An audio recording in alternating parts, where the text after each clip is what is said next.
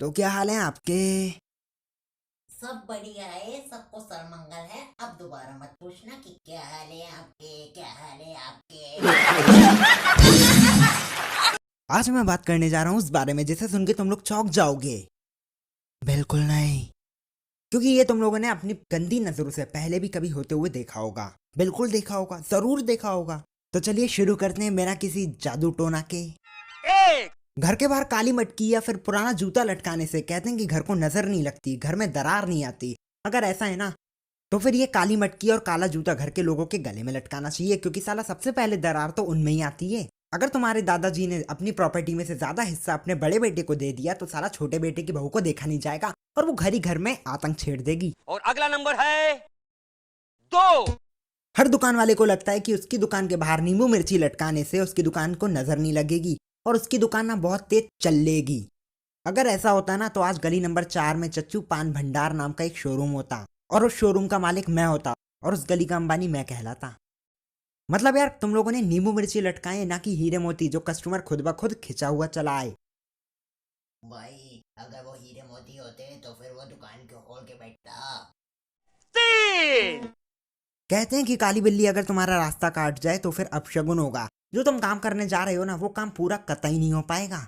तुम लोग इमेजिन करो कि तुम लोग हगास करने जा रहे हो और तभी तुम्हारे सामने से काली बिल्ली रास्ता काट के चले गई, तो क्या तुम्हारी टट्टी इस दुनिया में जन्म नहीं ले पाएगी? क्या वो बेचारी टट्टी इस दुनिया को देख नहीं पाएगी? क्या वो टट्टी इस दुनिया में नहीं आ पाएगी क्योंकि तुम्हारे सामने से काली बिल्ली रास्ता काट के चले गई इसलिए? अगला नंबर है चौका। कहते हैं कि रात को पीपल के पेड़ के नीचे कभी मत सोना, क्योंकि वहां पे भूत घूमते हैं।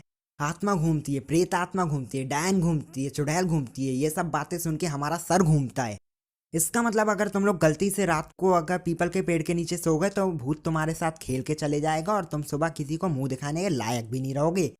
मतलब समझ रहे हो क्या कहना क्या चाह रहा हूं मैं? नंबर 5।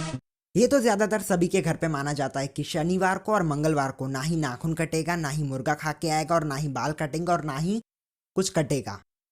और अगर बच्चा जहाँ पे मंगलवार या शनिवार को मुर्गा खा के आ गया तो फिर उसका बाप उछल उछल के ऐसे सुपरमैन पंच मारता है, नए नए जूते खरीद खरीद के मारता है। भाई ये जो जूते खरीदने वाली बात करी है ना, ये थोड़ी ज्यादा हो गई है। ये बाल और नाखून काटने वाला फायदा तो सबसे ज्यादा स्टूडेंट्स उठाते हैं, क्योंकि अगर ये लोग स्कूल में बाल काट के नहीं गए तो साले यही बोल देते हैं कि सर कल मंगलवार था ना इसलिए बाल नहीं काट सका, सर कल शनिवार था ना इसलिए मैं नाखून नहीं काट सका। अगर रविवार को काट के नहीं आया तो आप मेरी गर्दन काट देना। और अब नंबर आएगा 6। अगर तुम्हारे घर पे उल्टी चप्पल पड़ी है तो उसे तुरंत जाके सीधा कर दो, वरना तुम्हारे घर पे दंगे हो जाएंगे, ऐसा कहते हैं। अब अगला नंबर है 7। अगर घर पे बच्चा बैठ के खाली कैंची चला रहा है तो उसे वहीं पे रोक दिया जाता है कि बेटा बंद कर दे वरना तेरी मम्मी के सर में दर्द होने लगेगा। अबे सालो, तुम्हारी मम्मी के सर में दर्द इसलिए हो रहा है क्योंकि तुम कुछ काम नहीं कर रहे हो, तुम निठल्ले बैठे हो, ना तुम पढ़ाई कर रहे हो ना तुम कोई जॉब।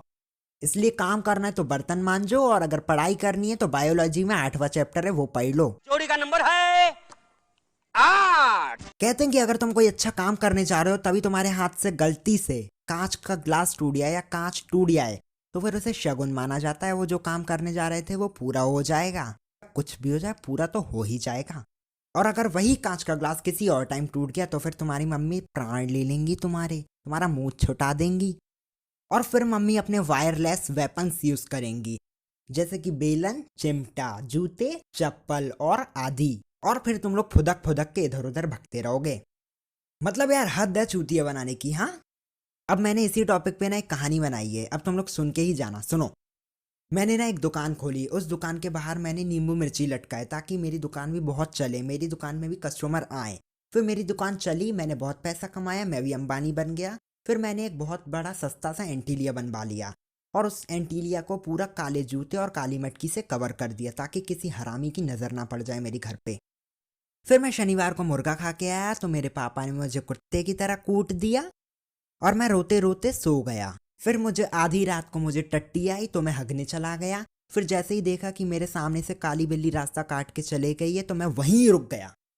लेकिन तभी मेरे हाथ से कांच का ग्लास टूट गया था। तब मुझे याद आया कि जब तुम अच्छा काम करने जा रहे हो और तब तुम्हारे हाथ से कांच का ग्लास या कांच का कुछ भी टूट जाए तो उसे शगुन माना जाता है।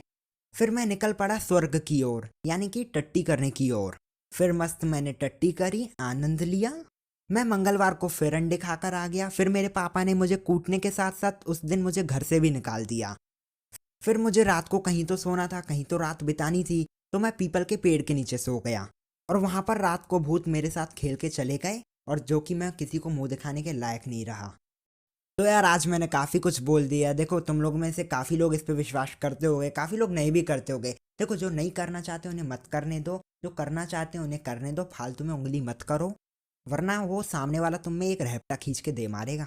बिल्कुल बुरा मानने की कोई ज़रूरत नहीं है, कोई दिक्कत नहीं है, बिल्कुल दिल पे मत लेना। और अगर बुरा मान भी गए हो ना तो कौन सा घंटा उखाड़ लोगे।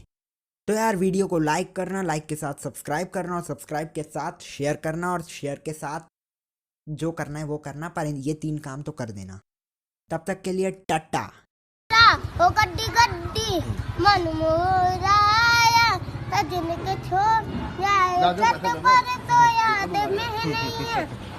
मैं चली हम के आ गई जैसे कि लाला दी माता